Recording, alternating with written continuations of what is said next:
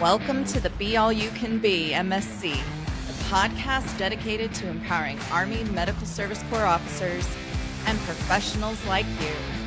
I'm your host, Stephanie Moore.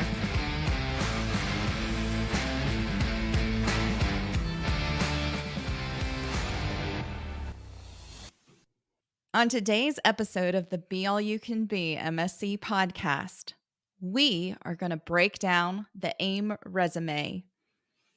So for all of you AIM marketplace goers whose marketplace opened up yesterday and now you're in a panic, I'm here to give you some tips and insights for your AIM resume and the best method of selling yourself. So what's the AIM resume? So it used to be on the back of your officer record brief, but now the officer record brief has been replaced by the soldier talent profile in IPSE. However, in case you weren't aware, the AIM resume still exists at the AIM website. So it's important that you have a good breakdown of your AIM resume. It's supposed to offer an insight to any gaps that your soldier talent profile doesn't provide. It's supposed to provide a summary of you as a leader, offer insight to any civilian experience that you might bring to the table, discuss any additional skills and certifications that make you qualified for the position, discuss any languages that you bring to the table, insights to the education, insights to your assignments, cultural experience and travel, and very importantly, your references. However, there is no set format on this. So I know HRC Human Resources Command has offered a great tool called the AIM2 Resume Tips, a way of getting after your AIM resume. And for all the listeners out there, everything that I'm referencing, I am going to link on the LinkedIn page for the Be All You Can Be MSC podcast so that you can have access to the visuals. But for right now, I need you to close your eyes. Unless you're driving, then I just need you to visualize what your AIM resume looks like. So for HRC, when you look at their one sheet AIM2 resume tips away, when we look at the top left block on there, it's the summary. And so HRC says, what sets you apart from your peers? Summarize your overall skills, desires, and career goals. What kind of job you're looking for, what opportunities you want to be considered. So, a very vague description of that block. So, I would say, in my experience, and I've been through AIM as well as a mover, I'm going to share some tips, tricks, and things that I've heard from other senior leaders that can make you more marketable in your summary bullet. So there's several ways you can get after this. You can write a paragraph and fill out all the white space that's in the summary. However, I would challenge you to be comfortable with white space because the other thing you need to think about is who is receiving these AIM resumes. So for some of the more competitive leadership roles out there, like a battalion XO or a brigade primary staff member, it's probably going to be either the commander or possibly even the brigade XO that's looking through 20, 30. And some jobs are so competitive, there's over 60 applicants. So, how do you make that AIM resume stand out? I will tell you, it's not by filling all the white space, but it's on being clear, concise. And so, in the essence of clear and concise, what do we expect in the? So, one of my feedback that I've heard on the summary, specifically for field grade officers. So, if you are a major and above, at this point in your career, you should have a good sense of who you are as a leader. So, offering a summary, even if it's a one sentence on what is your leadership style and what resonates with you as a leader when it comes to your strengths or your experience. Now, what do I mean by that? Let me offer you an example. And again, these are just examples and just tips to hopefully help you refine your AIM resume. An example of this would be ardent leader with 16 years of servant leadership experience leading military and civilian personnel with an outstanding record of accomplishment in operations, administration, project management, teaching, coaching, and mentoring, team and relationship building that translate into the delivery of exceptional outcomes. Can you envision the type of leader that this is?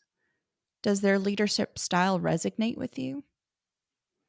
The other thing that you can highlight in the summary area is what your breadth of knowledge and experience is, because we all have a variety of backgrounds and assignments. So that means we all don't have the same knowledge and experience. So please highlight that. If you have been focused on strategic assignments, force generation, then tell us that. If you've been focused on tactical and operational of health service support, then tell us that. With regards to the summary, another tip, you can list out what you feel like your strengths are. So, if you feel like your strengths are developing others, list that. If you feel like your strength is critical problem solving, then tell us that. If you feel like your strength is negotiation, communication, then tell us that. Because the other piece of this is think of the AIM resume as your little one shot cheat sheet for when you're doing your interviews. Because at some point in your interview, you're going to be asked what type of leader you are, what type of leadership you have, how you would handle a situation. If you've already done the deep dive to describe yourself and your leadership style, it gives you a step ahead when it comes to answering those types of questions. I know I talked about a possibility of how you could describe yourself in that summary. What if, as a field grade officer, all you said is, hey, I'm currently looking to be on brigade staff. I'd like to be the brigade S1. Now, does that resonate with you as much as the previous description? Now, before the lieutenants and captains panic, yes, I know you don't have as much experience.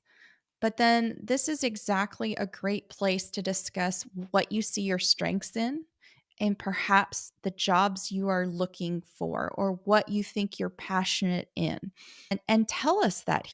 If the next phase for you, you feel like you've done platoon leader time or XO time, you feel like you've been a great asset in the field hospital as a staff primary and you're ready for company command, then tell us, hey, I'm looking for an opportunity to be a company command.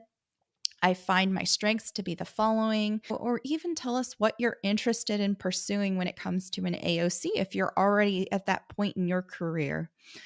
Because it gives those leaders a better idea of how to potentially utilize you or if you might be the best fit for that position.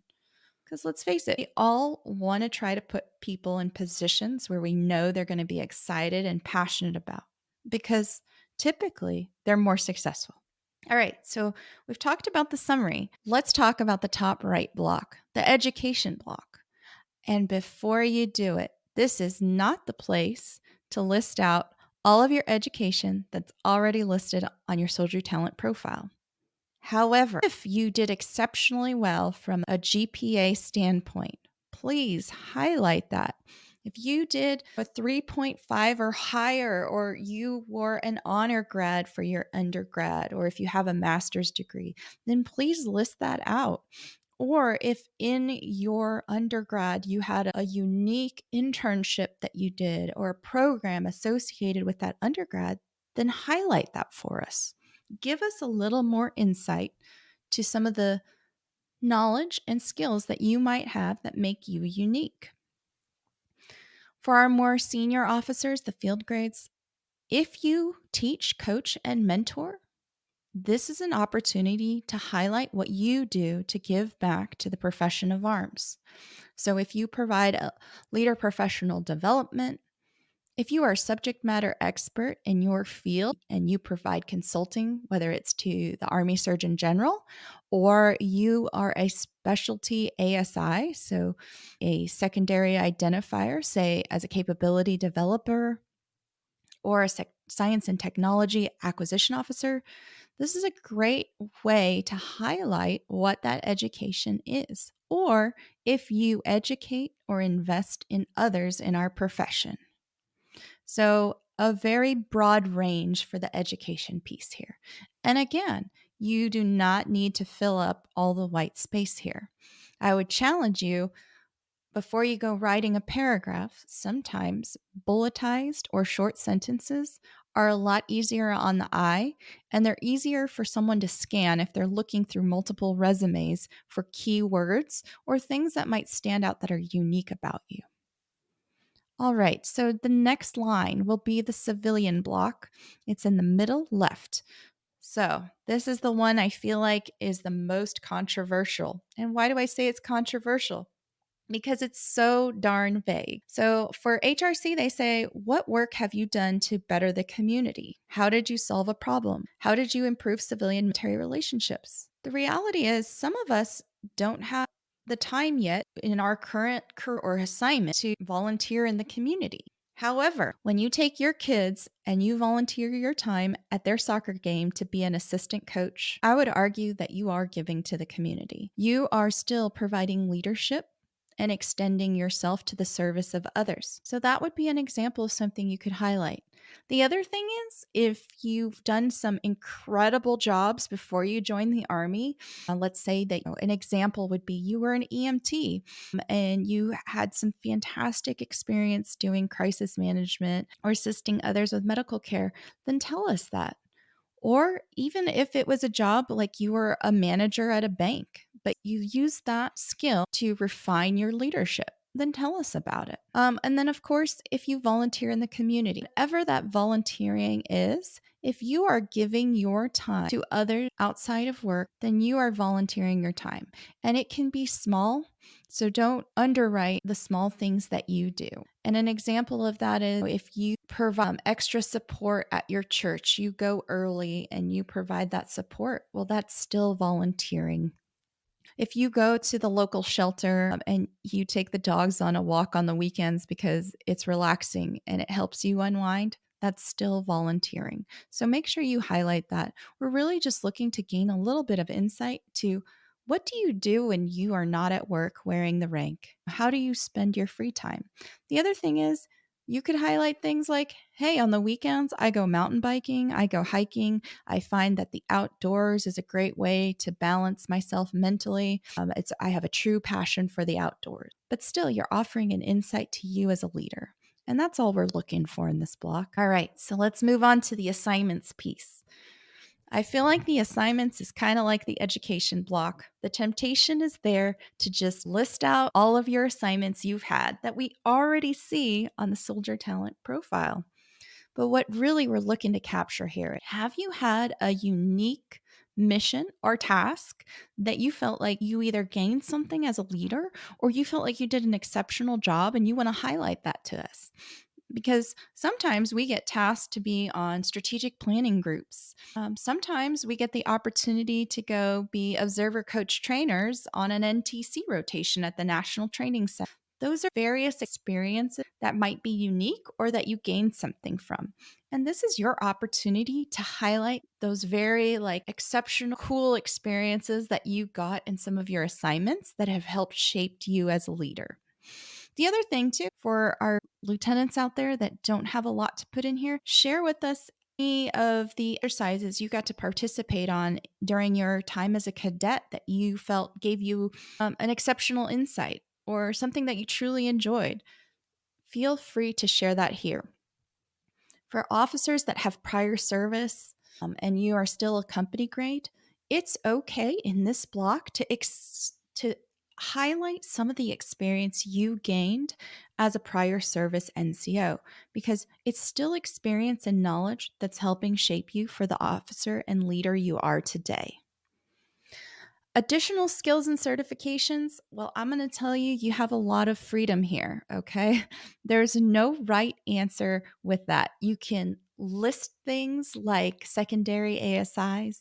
You can list actual certifications that you've received. And I will give you a couple examples of what those might be. So you could list on here if you did the Lean Six Sigma. You can list on here if you did the unit officer course. You can list on here if you did the human resources management 70 Foxtrot course. The sky is the limit. You can also list any articles or writing that you have published, anything that you're working towards, Or perhaps you have a unique skill that you think can be used to improve the Army. So, like, let's say that you're actually certified in Microsoft Office or you're certified to be an instructor in Microsoft Excel. Those are things that have value to the Army and the organization. So please make sure you list that and give yourself credit for those unique certifications that you might have. All right. So, on to the cultural experience and travel. So, you can go many ways with this as well. Again, we're trying to get a little bit of insight to you. Now, HRC says you use this to highlight your experience in travel and how that can improve the Army, or what you've done experience wise to set you apart from your peers. But I would say anything that is in the realm of cultural experience you can share. So for me, on my AIM resume, I shared the fact that I was raised in Bavaria, Germany, and I didn't come to the United States till I was 15. Why? Because that has shaped me culturally and it has shaped the person who I've become today. I also shared where in my personal travels I have gone. You can even share cultures that resonate with you if you haven't traveled much. If you always had an affinity or you're drawn to Egyptian culture, but you've never left the United States, there's nothing wrong with sharing. Hey, I always have been drawn to Egyptian culture. It's something I study in my free time. I love all things Egyptian. It just fascinates me to look back in history. Why? Because it still gives an insight of you. So, in the lack of experience, don't be hesitant to share a little bit about you and insight about you. All right.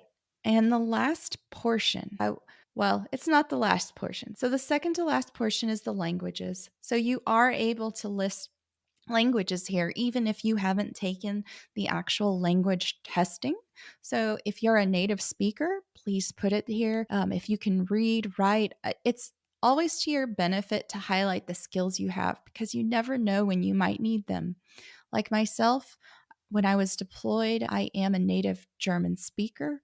There was something that arose where they needed someone that could translate from German to English. And they were able to identify that I could fit that need, and I was able to go and support that mission set. So, again, you never know. So, don't not put what your abilities are language wise on your AIM resume. Now, drum roll, please.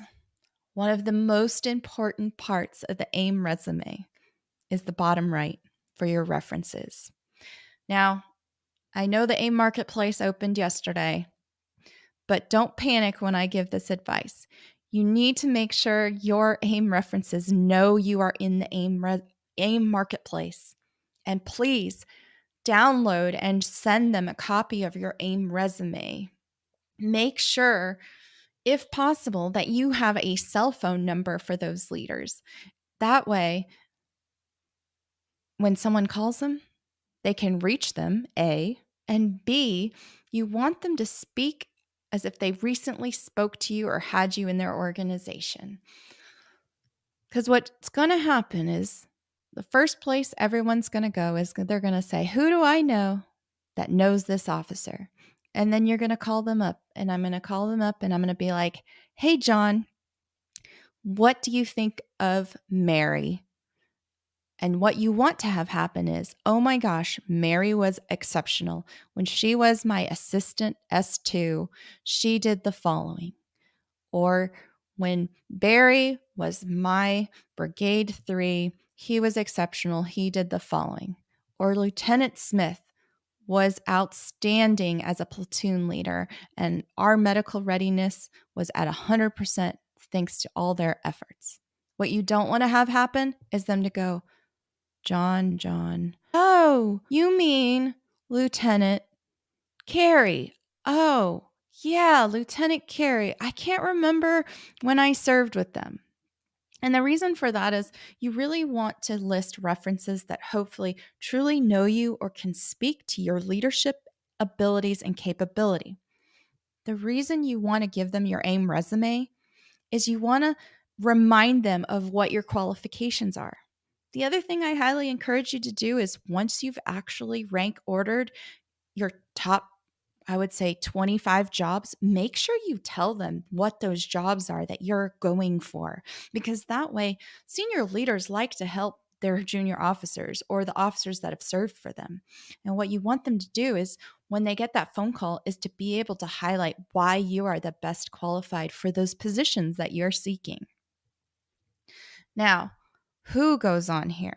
So there's a lot of conversation about rank and who goes on here. So I tip for you, in my opinion, after talking to several of my senior leaders as I was refining my own AIM resume, is retirees. So it's okay to put retired, like a retired colonel, if they're newly retired and still recognizable in the community. Retired GOs and SESs are okay to put if they are still recognizable in the Army community. But typically, you want to try to focus on active. So, active, and then also one rank or higher above you. So, for the lieutenants out there, please try your best to have captains or above as your references. It's great though if you only have field grades, but the possibility of that just might not be there yet because you haven't been in long enough, and that's okay. So, putting on there your colonel that was in charge of your ROTC program is okay as long as they can speak to your abilities. And then what about GS civilians? Do civilians go on here? So I would say civilians typically you want to make sure that they are GS 15 and above. The preference would be SESs. And the reason for that is those are senior executives. They are the equivalents of general officers, and typically the SES civilians are more recognized in the community. And that is the best way to represent yourself and sell yourself. But again, don't panic if you don't know that many yet. Just do the best you can. But again, make sure your references know you're in the AIM marketplace so that they can be the best advocates for you when that phone starts to ring. And I'm going to share an example AIM resume. Also, I'm going to share the tip sheet for you all from HRC. Now, why do I say this is also a tool for interviewing? Well, when it comes to the interviewing, I would say interviewing, the best way you can go about it to make yourself memorable is to tell your story. Now, the easiest way to tell your story is the CAR method. The C stands for challenge, the A for action, and the R for the result. So it's kind of like a book. You start with what the challenge is, and then the meat of the book is how you action that challenge. And the end result is the conclusion of the chapter. But you can use that AIM resume as you're kind of identifying what was a great training event for me that really stood out, that I learned something. How was it challenging? What was the end result? So, as you're building and writing your AIM resume, you're getting a template for interviewing. For example, in my assignments, I put on here that I had led a team in strategic restructuring planning for a transition for a larger organization. And so, in that strategic restructuring, one of the challenges that I had faced was making sure that we looked at it from a capability perspective with the personnel slotting and authorizations versus putting people's names and faces to those positions, which made it more personable. And the group struggled with making decisions for the best restructuring for the strategic mission. So I had to take a step back and coach the team through we can't put faces to these. We have to think of it through capability. Now, in shaping the mindset of the planning group, I was able to make sure that we met the suspense for the strategic structuring plan. And when we proposed the courses of action, we found that the course of action was supported and we were able to move forward with no delay in our time frame for the transition. Now, I just took one bullet off of my example AIM resume and was able to tell you a short story that personifies a challenge that I dealt with and how I was able to get through that through my actions and an end result. Now, I know it sounded very basic, but again, this is just an example. You have to delve into your story and your assignments and the unique experiences you've been a part of. But if you are able to do that work, you're going to use that AIM resume as your little go to guide for doing great things on your interview. Now, with that being said, please make sure you practice for your interview.